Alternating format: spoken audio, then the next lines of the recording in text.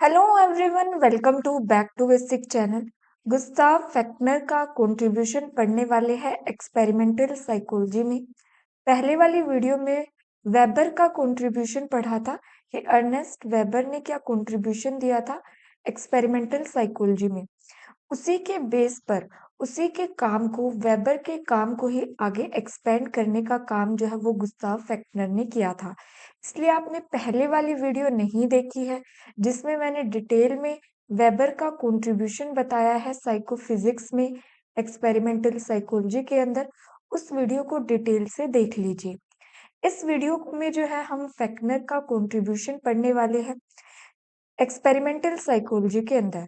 Experimental psychology का मतलब होता है कि अब जो है हमारी साइकोलॉजी एक जो है वो भूत प्रेत आत्माओं की स्टडी ना करके, इनमें विश्वास ना करके, अब जो है वो एक कंट्रोल इन्वायरमेंट में, एक लेबोरेटरी के इन्वायरमेंट के अंदर रिसर्च करने की प्रोसेस, एक्सपेरिमेंट करने की जो है वो शुरुआत होती है। कैसे कैसे वो शुरुआत होती है उसे जो है हम पढ़ रहे हैं कि किस किस ने कंट्रीब्यूशन दिया था एक्सपेरिमेंटल साइकोलॉजी को बनाने में।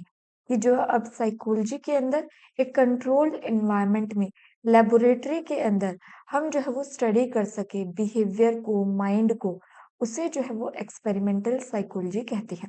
उसी के अंदर आता है साइकोफिजिक्स।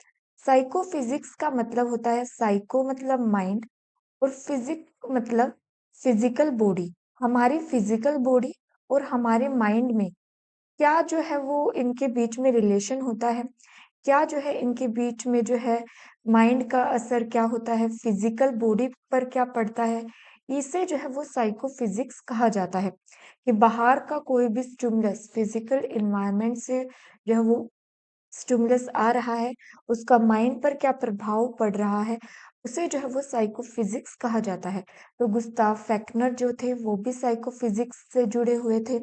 जो अर्नेस्ट वेबर थे वो भी जो है वो साइकोफिजिक्स से जुड़े हुए थे। तो ये इनकी ब्रांच है जो एक्सपेरिमेंटल साइकोलॉजी में भी इनका जो है वो कंट्रीब्यूशन माना जाता है। तो अब देखते हैं कि एक्सपेरिमेंटल साइकोलॉजी में गुस्ताव फैक्टनर का क्या कंट्रीब्यूशन रहा। इससे पहले हमने जो है वो वेबर का लॉ पढ़ा था जिसमें हमने एक इम्पोर्टेंट कंसेप्ट पढ़ा था, जस्ट नोटिसेबल डिफरेंस।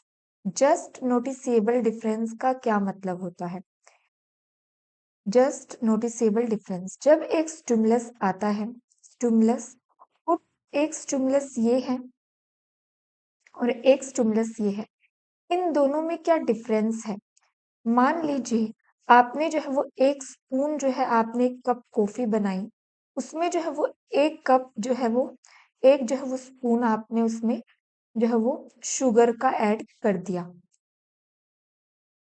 तो अब जो है वो पॉइंट, अब जो है रिसर्चर इसमें ये कहता है कि जो भी पार्टिसिपेंट है वो कहेगा कि इसमें जो है वो शुगर नहीं लग रही है, जो है वो मीठा कम है।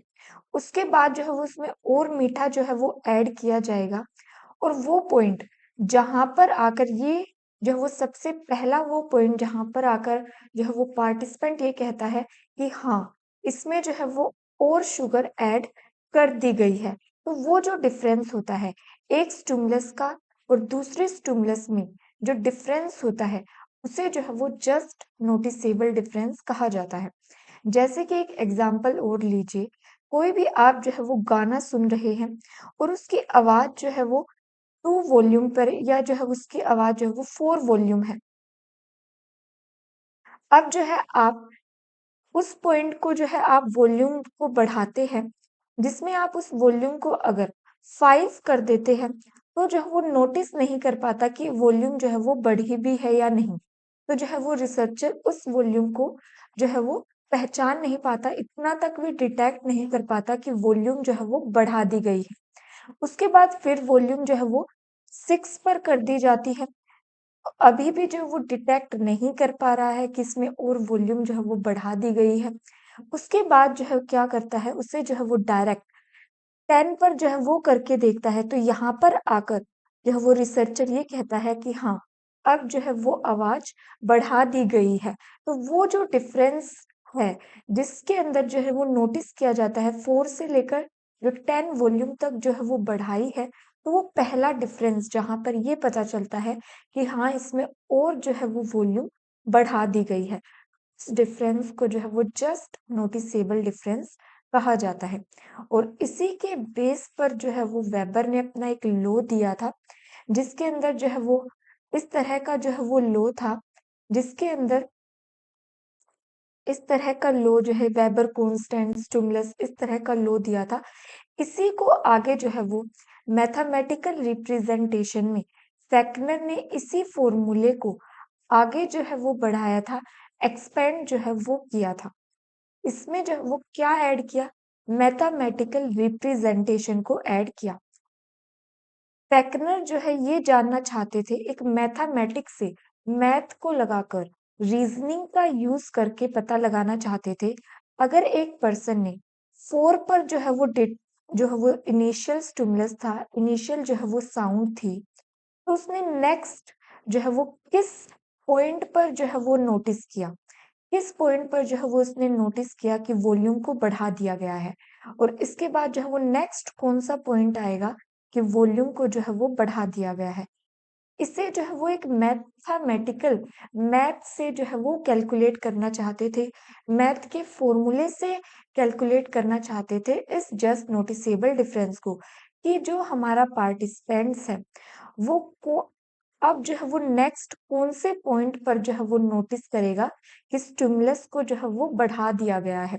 यानी शुगर को जो है मान लीजिए यहाँ पे 1 टीस्पून है, यहाँ पे जो है जब 2 टीस्पून जो है वो मिलाया, तब जो है ये कहा कि हाँ, इसमें और शुगर ऐड कर दी गई है। तो नेक्स्ट जो है वो ऐसा कौन सा स्टिमुलस होगा जिस पर ये पार्टिसिपेंट ये कहेगा कि हाँ, इसमें और शुगर 2 के बाद जो है वो 4 टीस्पून पर कहेगा कि हाँ, इसमें और शुगर ऐड कर दी गई है। तो वो नेक्स्ट कौन सा पॉइंट होगा, उसे जो है वो मैथ से या रीजनिंग से जो है वो जानना चाहते थे वेबर, वेबर नहीं फेक्नर। जो वो मैथमेटिकल फॉर्मूला रीजनिंग से जानना चाहते थे, स्टेटिस्टिक मेथड का यूज किया उन्होंने, मैथमेटिकल मेथड का यूज किया इस जस्ट नोटिसेबल डिफरेंस को जानने के लिए। तो ये था हमारे पास ओवरव्यू की फेक्नर की कंट्रीब्यूशन का। अब जो है वो इसकी थ्योरी पढ़ते हैं। गुस्ताव थियोडर फेक्नर एक जर्मन फिजिस्ट थे, फिलोसफर थे, एक्सपेरिमेंटल साइकोलॉजिस्ट थे, widely regarded as a founder, इन्हें भी साइकोफिजिक्स का फाउंडर माना जाता है। The scientific study of the quantitative relationship between the physical stimuli and the sensation और परसेप्शन दे प्रोड्यूस। साइकोफिजिक्स का मतलब होता है कि जो भी बाहरी जो है वो दुनिया से, बाहरी इन्वायरमेंट से जो स्टिमुलस आ रहा है, उससे जो है वो माइंड में जाकर एक पर्सन जो है वो किस तरह का उसमें परसेप्शन बना पा रहा है, किस तरह से जो है वो उसके बारे में सोच पा रहा है। परसेप्शन जो है वो सबकी अलग अलग होती है। मान लीजिए कोई भी स्टिमुलस जो है वो बाहर से आया, उस स्टिमुलस को देखकर, मान लीजिए कोई जो है वो फ्रूट, एक पर्सन ने मान लीजिए एक एप्पल को देखा, एप्पल ये है, तो इस एप्पल को देखकर जो है उसने क्या अपने माइंड में एक विचार बनाया कि कोई जो है पार्टिसिपेंट ये कहेगा कि एप्पल जो है वो अच्छा है, कोई जो है वो इस तरह से परसीव करेगा कि ये बैड है, कोई ये इस तरह से परसीव करेगा ये हेल्दी है, कोई इस तरह से परसीव करेगा ये टेस्टलेस है। तो इसे जो है वो परसेप्शन कहा जाता है। जब भी कोई फिजिकल स्टिमुलस आता है, तो माइंड में जाकर किस तरह की परसेप्शन बनाई जाती है, उस स्टडी को जो है वो साइकोफिजिक्स कहते हैं।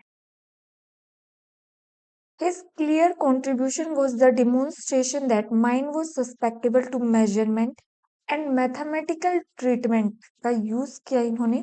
Psychology had the potential to become a quantified science।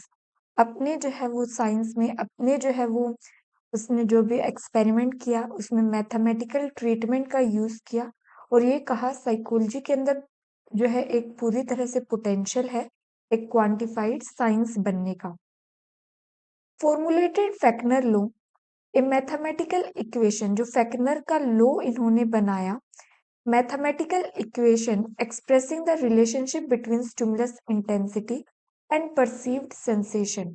उन्होंने जो है एक मैथमेटिकल इक्वेशन बनाई, जो भी स्टिमुलस इंटेंसिटी है, स्टिमुलस इंटेंसिटी मतलब 2 पर वॉल्यूम, 4 पर वॉल्यूम, 10 पर वॉल्यूम। तो ये जो है वो स्टिमुलस की अलग-अलग इंटेंसिटी है और कहाँ पे ये परसीव्ड की जा रही है, इसके बीच में जो है वो रिलेशनशिप देखना चाहा कि जब हमने जो है अपनी स्टिमुलस की इंटेंसिटी को बढ़ाया, उससे जो है वो किस लेवल पर जो है वो सेंसेशन हुई, कितनी जो है वो सेंसेशन हुई, जो है उसे परसीव करना, उसे जो है वो समझना चाहते थे, एक्सप्रेस करके एक मैथमेटिकल इक्वेशन का यूज़ करके। Building on Ernest Henner Weber earlier observation, Weber-Lovitz states that the J&D is proportional to the stimulus magnitude। तो जो वेबर का जो है लो था उस पर बेस थी, उस पर ऑब्जर्व उसके पर बेस जो है वो J&D जो जस्ट नोटिसेबल डिफरेंस है उस पर जो है वो ऑब्जर्वेशन पर बेस था फेक्नर का लो। तो उन्होंने क्या इक्वेशन अपनी दी, S इज इक्वल टू के log R।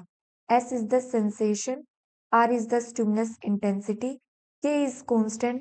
सेंसेशन का मतलब है यहाँ पे कि किस पर जो है आपको परसीव होगा कि अब जो है हमारे अंदर स्टिमुलस जो है वो बढ़ा दिया गया है, वॉल्यूम जो है वो बढ़ा दिया गया है। उसके लिए वर्ड यूज हुआ है सेंसेशन कि किस पॉइंट पर ये लग रहा है कि जो है वो सेंसेशन आपको हुई, आपको ये पता चला कि वॉल्यूम को जो है वो साउंड को जो है वो बढ़ा दिया गया है या जो है आपकी कॉफी के अंदर जो है वो मीठे को बढ़ा दिया गया है, शुगर को बढ़ा दिया गया है। आर क्या है यहाँ पे, स्टिमुलस इंटेंसिटी। जैसे जैसे आप स्टिमुलस बढ़ाएंगे तो वैसे वैसे आप सेंसेशन देखेंगे कि आपकी सेंसेशन में आ रही है या नहीं। उसे जो है वो इस फॉर्मूले से कैलकुलेट किया जाता है। Log is the logarithmic value quantitative framework for sensory perception and remain foundational, later refined for specific sensory modalities। तो ये इक्वेशन जो है उन्होंने अपनी दी थी। जो वेबर ने दिया था हमारे पास just noticeable difference J and D, लेकिन फेक्नर ने जो है अपने 3 मेथड्स दिए थे। This threshold empirically Fechner developed 3 classical experiment method that are still taught and used in psychology today। तो ये 3 मेथड्स का यूज किया था। सबसे पहला है मेथड ऑफ लिमिट। इसमें क्या होता है, एक्सपेरिमेंटर जो है वो सिंपली इंक्रीज करेगा या डिक्रीज करेगा स्टिमुलस की इंटेंसिटी को स्मॉल स्टेप में until the participant report a change in perception।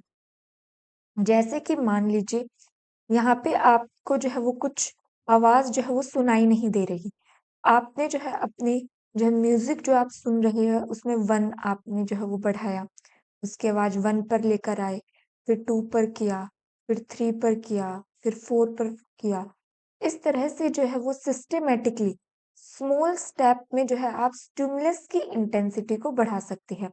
Stimulus कुछ भी हो सकता है, मान लीजिए शुगर को, पहले आपने जो है वो इतना शुगर डाला, शुगर के इतने जो है वो होते हैं ना, इस तरह की शुगर होती है, तो इतने जो है वो 3 डाले, फिर आपने थोड़े से और डाले उसके अंदर, इस तरह से जो है फिर आपने और शुगर उसके अंदर ऐड की अपनी कॉफी के अंदर। तो इस तरह जो है वो स्मॉल स्मॉल स्टेप में आप जो है वो बढ़ा रहे हैं अपनी इंटेंसिटी को। उसी तरह आप शुगर को पहले आपने इतनी जो है वो सोल्ट नमक डाला, फिर इतना, फिर इतना, फिर इतना। तो ये कह रहा है कि आप स्मॉल स्मॉल स्टेप में जो है वो बढ़ा रहे हैं अपने जो है वो अपने स्टिमुलस की इंटेंसिटी को, और फिर जो है पार्टिसिपेंट रिपोर्ट करेगा चेंज इन परसेप्शन। और उसके बाद जो है आप देख रहे हैं कि पार्टिसिपेंट ने कब जो है वो रिपोर्ट किया, कब जो है वो नोटिस किया कि हाँ अब जो है वो स्टिमुलस बढ़ा दिया गया है। मेथड ऑफ कांस्टेंट स्टिमुलाई, इसमें क्या होता है, stimuli of different intensities some above and some below the threshold are presented in the random order many times. इसमें जो है आप स्मॉल स्टेप में नहीं बढ़ा रहे, कुछ जो है वो कब एक ही दम जो है आप ज्यादा मात्रा का स्टिमुलस दे रहे हैं, कभी आप जो है वो 5, कभी जो है स्टिमुलस को आपने वॉल्यूम को 3 पर कर दिया, कभी जो है वो 2 पर कर दिया। इस तरह से रैंडम ऑर्डर में कभी आप जो है एक थ्रेशोल्ड के ऊपर जो है कभी आप ज्यादा स्टिमुलस दे रहे हैं, कभी जो है वो कम स्टिमुलस दे रहे हैं। तो पार्टिसिपेंट को नोटिस करने को कहा जाता है कि ये जो है आपका थ्रेशोल्ड से अबव है, आपका स्टिमुलस या कम है। तो ये मेथड ऑफ कांस्टेंट स्टिमुलाई है। मेथड ऑफ एडजस्टमेंट में क्या होता है, पार्टिसिपेंट देमसेल्व्स, पार्टिसिपेंट खुद जो है वो कंट्रोल करता है, control the stimulus intensity and adjust it until just barely detect or until two stimuli appear equal। Participant जो है वो खुद अपने जो है उस स्टिमुलस को बढ़ाता है, तब तक बढ़ाता है जब तक उसे वो डिटेक्ट ना हो जाए, ये ना समझ में आ जाए कि जो उसने पहला स्टिमुलस रखा था या पहले जो उसने जो है वो मीठा शुगर रखा था और अब जो है वो उसने रखा है, अब जो बढ़ा दिया है उसने, तो अब जो है कुछ ना कुछ चेंजेस आए हैं, या जो पहला दो स्टिमुलस था वे जो है वो इक्वल है। मान लीजिए पहले उसकी जो है वो वॉल्यूम थी उसके म्यूजिक की 5, अब उसने जो है वो वहाँ पर आप जो है वो दोबारा जो है वो उससे जो है वो बढ़ाएगा और ये देखेगा जो है वो सेंसेशन लेके परसीव करने की कोशिश करेगा कि जब उसने दोबारा स्टिमुलस बढ़ाई तो ये पहले वाली से इक्वल थी, ज़्यादा है, कम है। इस तरह के एक्सपेरिमेंट जो है वो फेक्नर ने किए। ये था हमारे पास कंक्लूजन जिसमें इन्होंने एक्सटेंड किया साइकोफिजिक्स को, वेबर के काम को ही आगे बढ़ाया। साइंस एक साइकोमेट्रिक्स का यूज किया, स्टेटिस्टिकल मेथड्स का यूज किया, एम्पिरिकली मेजरमेंट उसने किया, जिसकी वजह से जो विलियम वुंड है उन्हें जो है वो काफी ज्यादा इंस्पिरेशन मिली और उसी की इंस्पिरेशन से उन्होंने एक्सपेरिमेंटल साइकोलॉजी को जो है वो बढ़ावा मिला, उससे जो है वो इंस्पिरेशन मिली फेक्नर के काम से ही। From the 1816, Fechner applied psychophysical method to experimental using experiment to quantify preference for shape, color, proportion।